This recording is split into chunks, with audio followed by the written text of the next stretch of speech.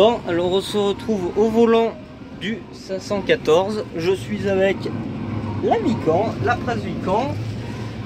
J'ai une vitesse de, comme vous le voyez sur l'écran, 2,5. Je suis avec le deuxième régulateur. Je tourne au régulateur parce que du coup, en fait, avec cette molette, je peux le modifier. Alors franchement, cette année, il y a beaucoup de foin, mais vraiment beaucoup. Parce que du coup, en fait, on passe à 2,5 au lieu de presser à peut-être. On pourrait peut-être espérer dans une année normale. Alors attendez, c'est compliqué, une main. Donc là, je lève avec ce bouton, je tourne à fond et on va prier pour. Oui, bon, c'est mal endéné, je sais, mais ça, bon. Voilà, je change de main, ça vous dérange pas. Là, ici, avec le rétro grand angle, je vous dis franchement, par contre, on se plaît vraiment, alors vraiment à presser avec ce tracteur. C'est quand même dingue, mais la vario, le fait que là, ici, j'étale la presse, j'allume la presse, lever le pick-up, baisser le pick-up, je sais pas ce que je vous montre parce que je regarde pas du tout. C'est... En plus, avec les régulateurs, c'est juste un délice, ce tracteur. Là, par exemple, là, je peux un peu ouatter, je monte à 2,7. Juste avec la molette, j'ai pas eu besoin de changer de vitesse dans la vario. Là. En plus, vu qu'il a gros de chevaux sous la presse, alors là, le régime moteur descend pas trop. Par contre, la consommation, ça le fait boire. Je sais pas si on voit bien. Voilà, ça le fait à peu près en bois. Bon, je vous laisse avec 2-3 plans de vue du coup, du pressage. Il n'y a pas beaucoup de champs où je peux filmer parce que c'est champs en côte, c'est champs qui demandent beaucoup d'attention quand même. Celui-là, bon, il est plat, donc je peux me permettre de filmer. Du coup, je vous laisse avec quelques plans de vue.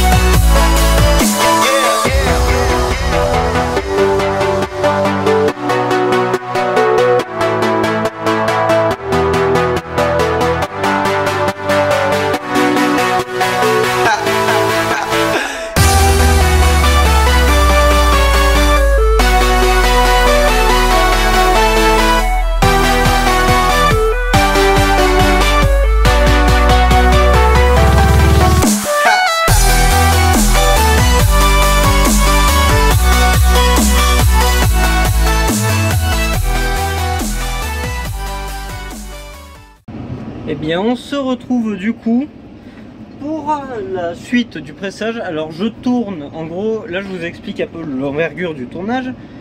La première partie du tournage a été tournée avant le vlog de la fauche. Je vous invite à aller le voir d'ailleurs si vous ne l'avez pas vu. Il vient de sortir d'ailleurs, je vois qu'il est 18h37. Je tourne au moment où il sort, je l'avais programmé. Et du coup, vous savez quel jour je presse. Et ben en fait là, j'ai pressé pratiquement toute l'après-midi. Sauf que petit bémol, les champs demandaient quand même beaucoup de concentration. Là j'arrive au champ que j'ai fauché. Ils ne demandent pas forcément gros de concentration, donc je vais y arriver. C'est pas un problème. C'est parti, on est en train de presser. Alors ouais, du coup en gros les champs, pourquoi ils demandaient de la concentration?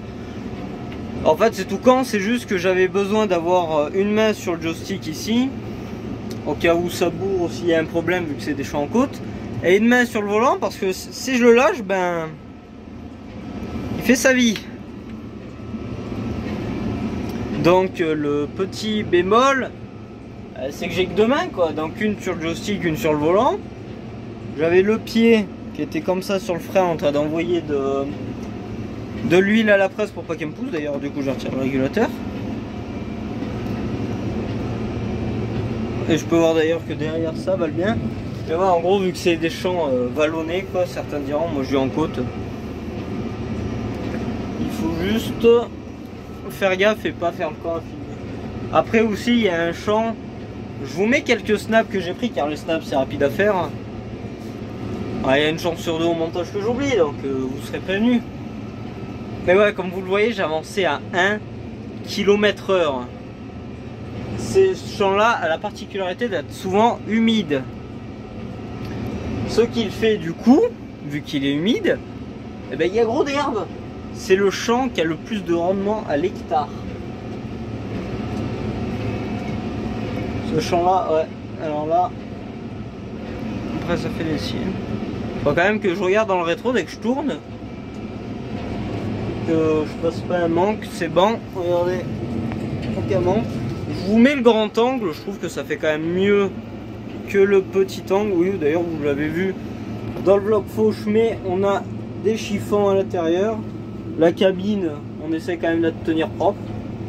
Et il y a un truc que je vous ai jamais montré, mais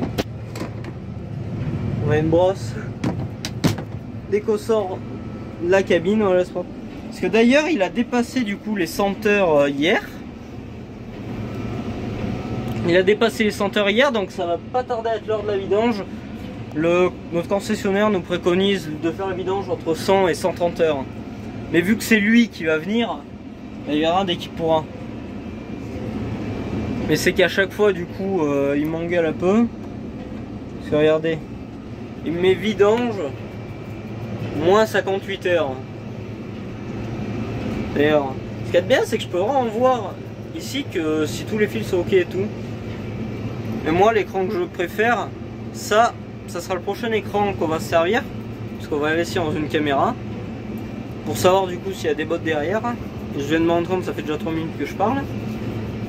Mais moi je préfère cet écran car on a les informations du relevage avant, relevage arrière. Tout ce qui est hydraulique là on peut voir que c'est en flottant. L'éclairage c'est pas nécessaire. Et tout ce qui est relevage des PDF. Et moteur et transmission pour pas forcément être obligé de regarder là. Je vais vous mettre quelques plans de vue parce que bon ça fait quand même un petit moment que je presse. En tout cas la luzerne ici elle est belle. Ça fait des beaux ondages, je peux peut-être réenvoyer. Allez, on tente 2,5. Là je vous dis, là je suis un fou, là je tente 2,5. Bon.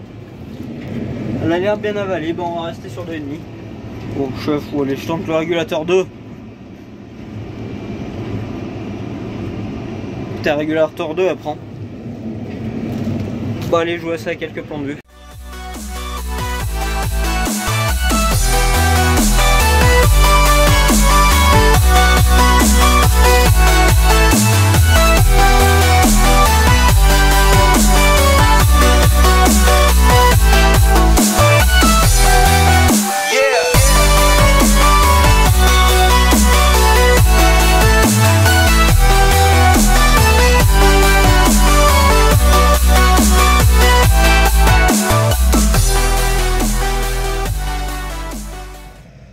Ça va vous?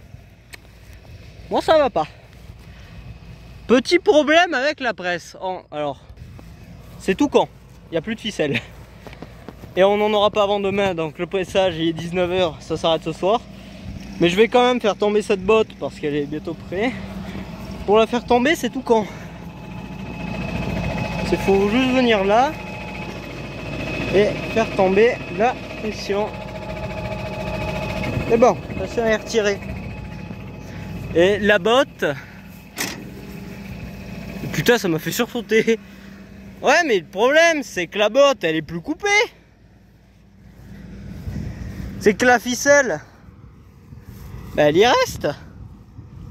Ah, vous savez ce que je vais faire? Je vais avancer. Je vais avancer et bah, ça devrait tomber.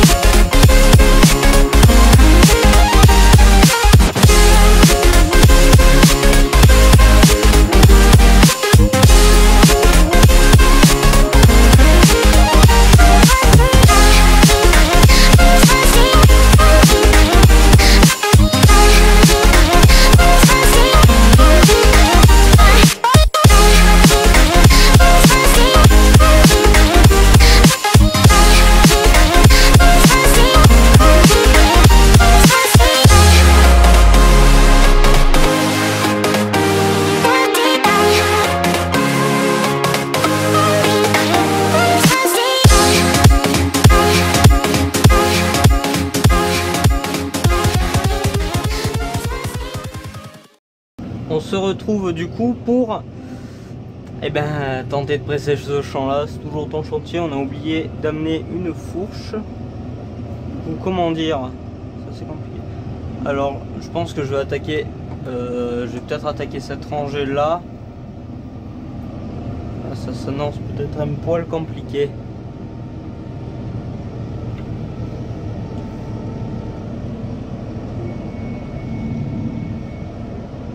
Je crois que je ne suis point en face. Au pire je recule, de toute façon il n'y a pas de botte derrière. Ah bah si, pourtant je suis en face. J'aurais pu, bon. Si j'avais su.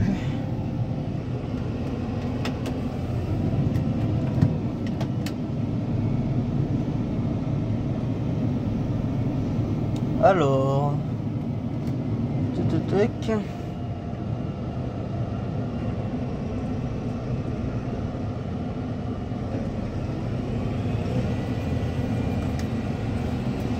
On abaisse le pick-up, on engage la marche avant et on fout le régulateur. Déjà ça presse, c'est déjà. Alors oui, je ne tourne pas le siège, car en fait dans celui-là ça fait bizarre. Je trouve, parce que vu que toutes les commandes bougent, après ça fait bizarre parce qu'au lieu d'avoir la main comme ça, par exemple quand je me tourne, j'ai la main comme ça. Vous voyez pas comme ça. Et je trouve ça que ça fait un poil bizarre.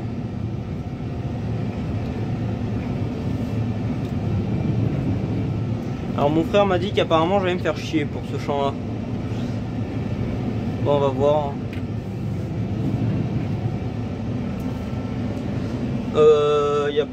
Je peux peut-être envoyer les watts à 2.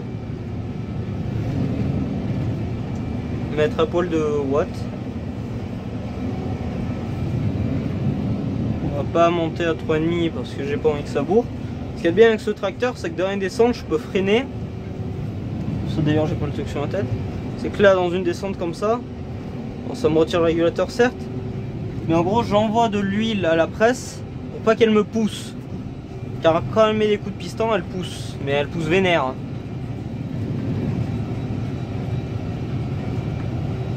Ah, l'écran il a dû bouger parce que non, il est pas censé bouger. Et là, ouais mais même là, putain elle m'a fait glisser cette saloperie. Elle m'a fait complètement glisser.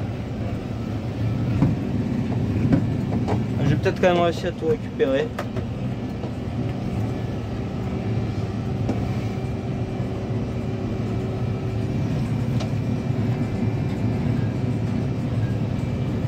Non.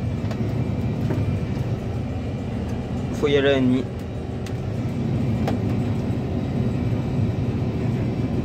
À 2, elle a envie de bourrer. Cette année, c'est bien parce qu'il y a beaucoup de foin. D'ailleurs, vous le voyez, j'avance en crabe actuellement. Parce que j'ai la roue qui est sur l'andin. Et pourtant, le pick-up, il est limite trop bas. Donc ça veut dire, c'est le phénomène en gros quand... Parce qu'en fait, là en vidéo, ça se voit pas, mais c'est quand même raide. Là, c'est le phénomène qu'on avance en crabe du coup.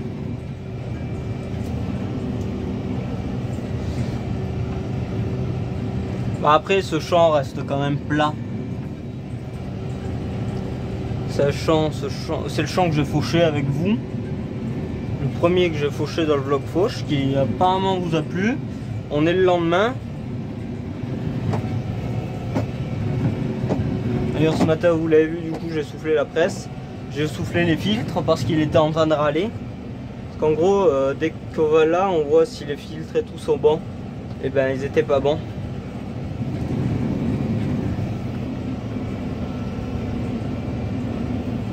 C'est sûr que contre la ennemi c'est... Après c'est pas une presse qui est conçue pour avoir du débit. C'est une presse qui est conçue, qui est pas conçue pour aller vite, mais par contre elle fait une qualité de foin celle-là. Comme je le disais.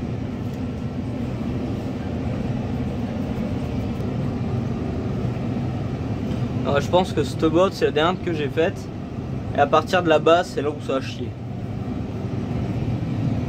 Mais il faut venir avec une fourche et faire péter les plaques. Parce que je peux pas. C'est vrai que beaucoup de gens auraient pu dire ah bah pourquoi tu les prends pas comme ça, c'est que je peux pas. Parce Parce que si je fais ça, ben, je pète maille à boulon de sécurité. Il faut les remuer pour qu'il n'y ait plus la plaque. Parce que bah, sinon ça passe pas en fait. C'est comme si vous essayez de faire passer un battant. Un battant, allez, 2 mètres dans une porte qui fait 50 cm de large.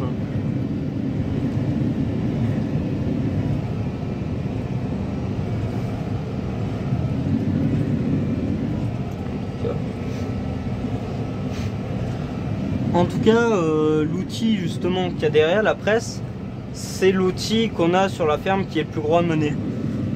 Et le masser, ben, il lui fallait tout dans les côtes. Et là, avec lui, il s'en sort quand même beaucoup mieux. Après, bon, il a 35 chevaux de plus aussi. Mais il s'en sort globalement mieux. Ben, globalement, il s'en sort mieux tout court. Pour l'instant, on n'a pas eu besoin d'y mettre le plot à l'avant. Je suis en train de bourrer. Je me demande si j'ai pas bourré, tiens. Je vais à la botte. Et je me demande si j'ai pas pété à boulant, tiens.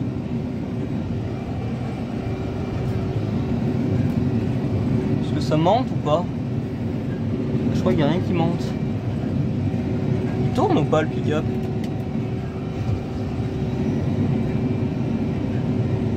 Si, j'ai quand même l'impression qu'il laisse. Après, vu que c'est quand même là, dans ce champ là, ici c'est pas non plus une petite descente. Ah si, ça monte. Oh putain, j'ai eu peur, j'avais bourré.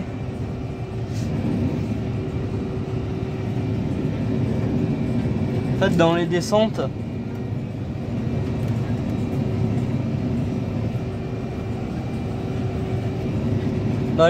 en fait, la gravité fait que ça pousse le foie en bas. Et le pick-up, il le ramasse pas. Putain, regardez-moi ces pierres. Faut juste pas qu'il me la balance dans la cabine.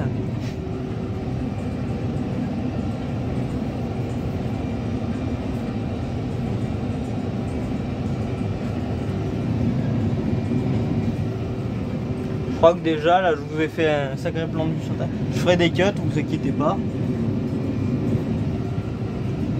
Déjà, mais ça je vais le prendre en montée par contre. Là je vais tourner, je vais prendre en montée.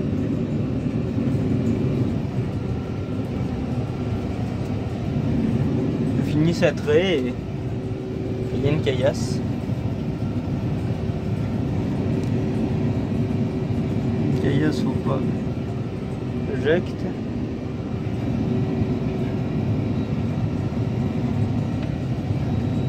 Et voilà, ce qu'on fait, je vous retire de ma tête parce que ça commence à pas me faire mal à force.